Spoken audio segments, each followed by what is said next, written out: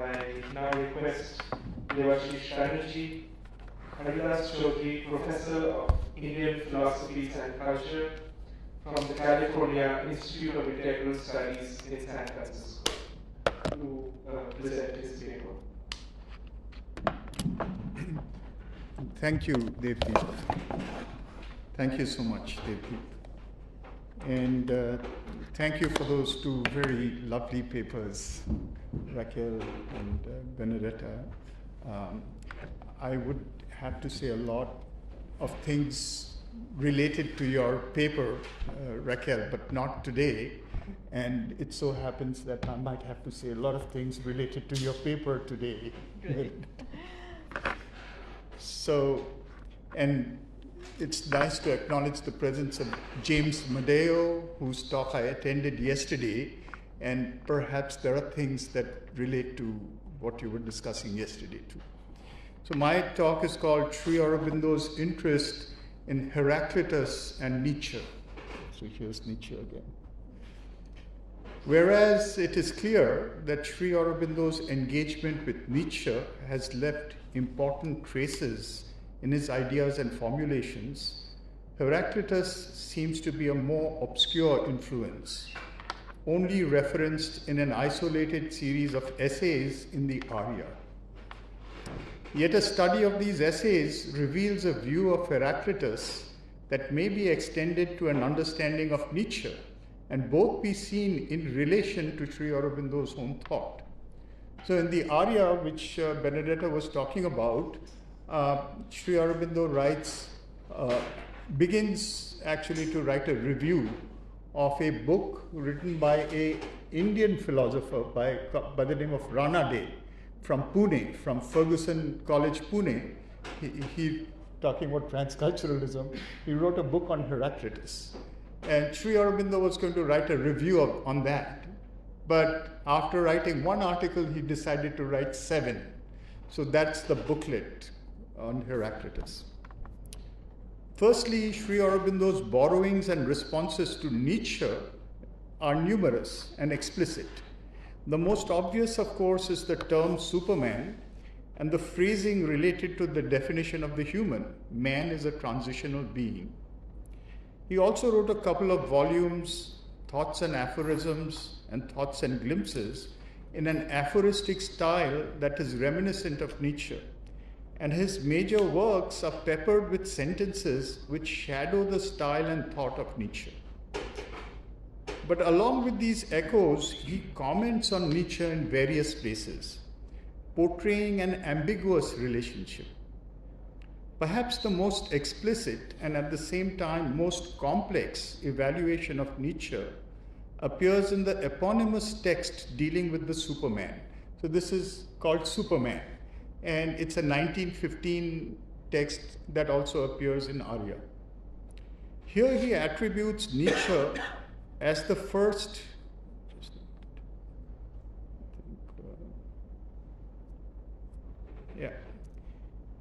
Here he attributes Nietzsche as the first of modern thinkers engaging with the idea of Superman, but goes on to offer a series of backhanded compliments to him.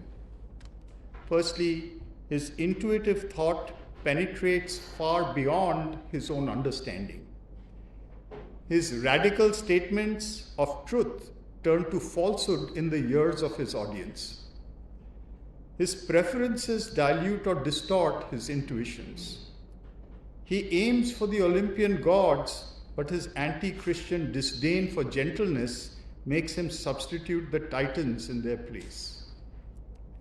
A line of praise he has for Nietzsche pertains to the anti-metaphysical strand of philosophy turned to life that he inaugurates in modern thought, addressing a divorce that goes back in Western thought to the times of Plato and even earlier. On the other hand, more frequent in a variety of references is the view that Nietzsche's Superman is little more than a human with an exaggerated capacity for domination, an aggrandized vital. This view was the interpretation popularized by Nietzsche's sister, Elizabeth Forster Nietzsche, an early National Socialist whose editions helped in the appropriation of Nietzsche as an endorser of Nazi ideology. This indeed remained the case till the 1960s, when Walter Kaufmann's revised editions and commentaries were published. The lectures of Heidegger, which actually go back to the 30s, and of Karl Jaspers played equally important roles in opening up revised interpretations of Nietzsche that have been influential in a great resurgence of Nietzschean thought and influence amongst postmodern philosophers such as Michel Foucault, Jacques Derrida, Luce Irigaray, and most prominently Gilles Deleuze, whose book Nietzsche and Philosophy provides a brilliant, coherent interpretation of his works. Having noted this, in this paper I will look at Sri Aurobindo's reconstruction of Heraclitus's philosophy and try to show how relevant it is to an understanding of Nietzsche. In fact, it may be surmised that Nietzsche's entire philosophy is largely a restatement of Heraclitus's as Sri Aurobindo sees it, a surmise that Sri Aurobindo may have held subliminally underneath his overt restatements of the popular opinions concerning Nietzsche in his times. Firstly, I'd like to draw attention to the term reconstruction in the case of Heraclitus and what this implies for both Heraclitus and Nietzsche. The term reconstruction does not draw any surprise for Heraclitus, since whatever is known of him are fragments. It is these fragments that Sri Aurobindo pieces together. However, reconstruction is an appropriate term also because even if we possess the entire body of his works, the aphoristic, sometimes contradictory style of his writing would need reconstruction to bring into coherent form. One immediately realizes that the same is true for Nietzsche, due to his style, which may very well have been in emulation of Heraclitus. In fact, Karl Jaspers, in his discussion of Nietzsche, refers to the appropriate method for studying him as an encounter with ruins and an attempt to reconstruct a complex mansion.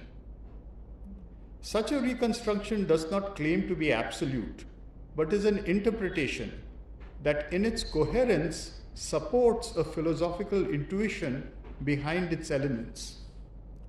In a fundamental way, reconstruction as perspectival or genealogical hermeneutics is a praxis at the center of both Sri Aurobindo's and Nietzsche's concerns, which are not epistemological but transformational. Sri Aurobindo's reconstruction of Heraclitus' aphoristic fragments proceeds through an intuition supported by cross-cultural historical methodology. This is the philology part. He locates this style as a post-mysteries linguistic approach, transitional between a complex, multidimensional mystic thought and an intellectual understanding tending towards a later rationality. In India, this style has some similarity with that of the Upanishads, historically overlapping with the pre-Socratics of Greece. Both of these emerge from a decadent phase of mystery religions, the Eleusinian and Orphic mysteries of Greece and the Vedic mysteries of India. Karl Jaspers has also drawn attention to this transition as one from mythos to logos. But this characterization fails to capture the proto-philosophical mystical complexity of this transition. Something else is going on here. It's not so simple. Something more hazy in between is happening. Nietzsche, as a conscious wielder of this style in our time, needs renewed attention from this viewpoint as an attempt to open a domain of language use with new possibilities, challenging the linear logic of our time. In fact, it exemplifies a praxis of the writer and demands a praxis of the reader, which is the praxis of the reconstruction in question. We may outline the steps of Sri Aurobindo's reconstruction of Heraclitus. He begins with one of the most fundamental identifications of Heraclitus, the elemental primacy of fire. Other Ionian philosophers have carved their ontologies on the basis of water or air, or in the case of Anaximander, the subtle in-between apeiron. Fire affords Sri Aurobindo another cross-cultural cue that goes back to the Veda and forward to the Upanishads. Fire is the sun on earth, the mutable Godhead, who brings all other gods with and in it. It is the creative and transformative element. Though always the same, it transforms all things, so they are never the same. This brings him to his second tenet of Heraclitus, commonly stated as one never dips in the same river. The same is never the same. What is highlighted by Sri Aurobindo here is not the usual assertion of constant change, but the paradox of continuity and change. What is never the same in time are the continuous transformations of the same. Here Sri Aurobindo references Nietzsche, indicating the similitude between the two philosophers with respect to a philosophy of becoming. And he draws out a difference, making Nietzsche a philosopher of becoming who neglects being, whereas Heraclitus puts forth the paradoxical ontology of both, the same and the never same, being and becoming. Heidegger, in fact, makes the same claim, challenging the common view that Parmenides is the philosopher of the one and Heraclitus that of the many. At the same time, Heidegger also makes Nietzsche to be a philosopher of becoming at the expense of being. But may we not phrase Heraclitus's ever-changing substance as the eternal recurrence of being? And is not this statement curiously reminiscent of Nietzsche? Sri Aurobindo then considers the evolving cosmic differentiation as the universal manifestation of this changefulness, appearing through the clash of differences. The aphorism of Heraclitus related to this is, "War is the father of all things, and war is king." The infinite potentia of the one proliferate as independent tendencies that lose their root of oneness and enter into competitive engagement with each other, forcing exchange, further change, and the manifestation of increasingly larger diversities. This has been seen as a pointer towards pluralism and chaos. Sri Aurobindo agrees with the evolutionary tenet of increasing pluralism, but combines this again with the one, which remains behind this splintering diversity. The fragmented parts are all in relation, even in conflict, presenting a whole and inviting larger uniting perspectives. Moreover, the entities that diversify continue to survive. In both these cases, one sees an ideational component to the one, which becomes through differentiation by perspectival conflicts. Heraclitus refers to this ideational component as logos, which Sri Aurobindo maps in his cross-cultural parallelism to Vijnana of the Upanishads. This is the key term, and this is Sri Aurobindo's most important term, which is central to his own thought, and which he names real idea and supermind. Does Heraclitus envisage the possibility of individuals intuiting and becoming one in experience with this logos? That indeed would be the condition of the superman or overman, at once the idea preserving the whole and its individuations, and the perennial changes and differentiations of these individuals. Sri Aurobindo here invokes Heraclitus's fragment, "The kingdom is of the child." Sri Aurobindo sees this as the image of the divine human, In his words, quote, "For this kingdom is evidently spiritual. It is the crown, the mastery to which the perfected man arrives. And the perfect man is a divine child. He is the soul which awakens to the divine play, accepts it without fear or reserve, gives itself up in a spiritual purity to the divine, allows the careful and troubled force of man to be freed from care and grief, and become the joyous play of the divine will, his relative and stumbling reason to be replaced by the divine knowledge." Unquote. Here, after seeing the secret resonance of Heraclitus' reconstruction with Sri Aurobindo's own message, one may turn to Nietzsche and compare the prevalent image of the exaggerated brute as Superman with Heraclitus' fragments and meanings. In fact, there is little explicit identification of the Superman with an aggrandized Titan in Nietzsche. The will to power in Nietzsche is described as a will to self-exceeding in Thus Spake Zarathustra, not a will to domination. This mistaken identification arises from a misreading of Nietzsche's aversion to Christian piety.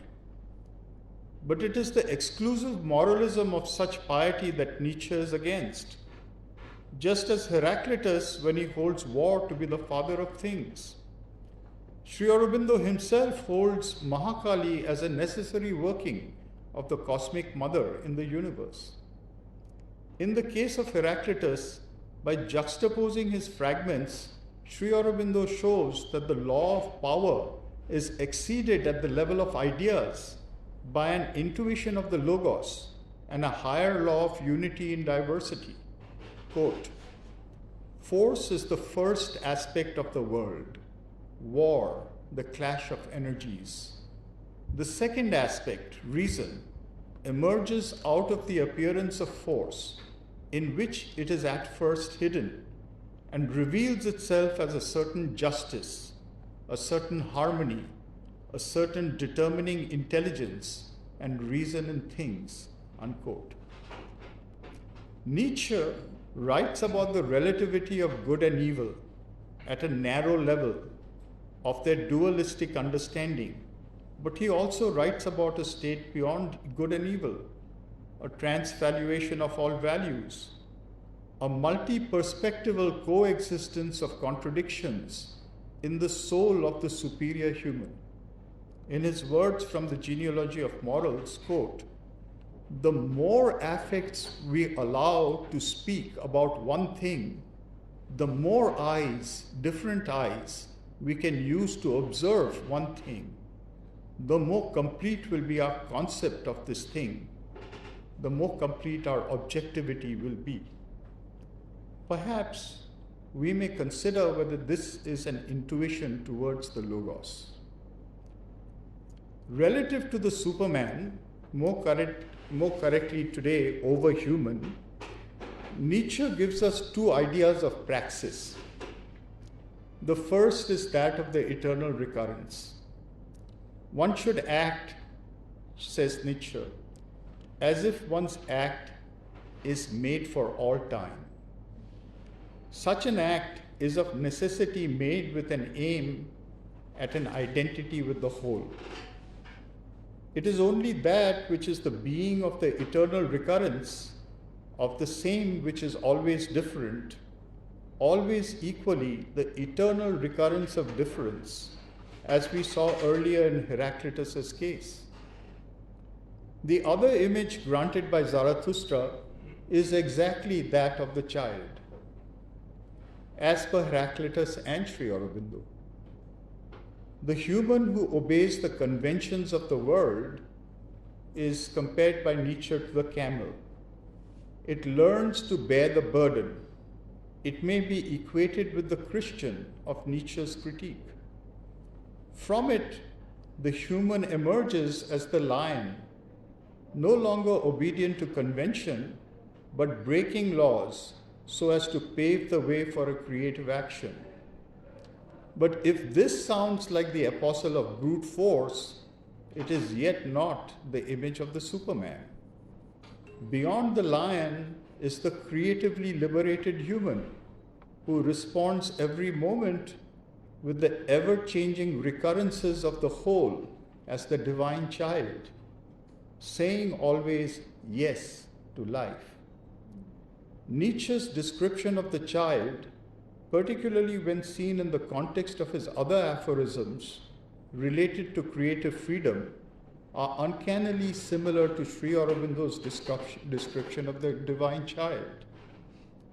Thus we find here, in fact, a genealogy of perspectivism leading from Heraclitus to Nietzsche, which Sri Aurobindo reconstructs as an building his own genealogy and perspectivism, which may be called an integral perspectivism. I have missed out in this discussion the element Sri Aurobindo says is missing in Heraclitus. It is the element of ecstatic and mystic love. Perhaps he would say this is missing from Nietzsche as well. Undoubtedly, the child opens the doors to this element, but perhaps it needs the tradition of Sri Chaitanya and Ramakrishna to give it fuller manifestation. In fact, Sri Aurobindo makes a covert reference to Ramakrishna in the concluding lines of his description of the child. Quote, "The Paramhansa, the liberated man, is in his soul Balavat, even as a child." Unquote.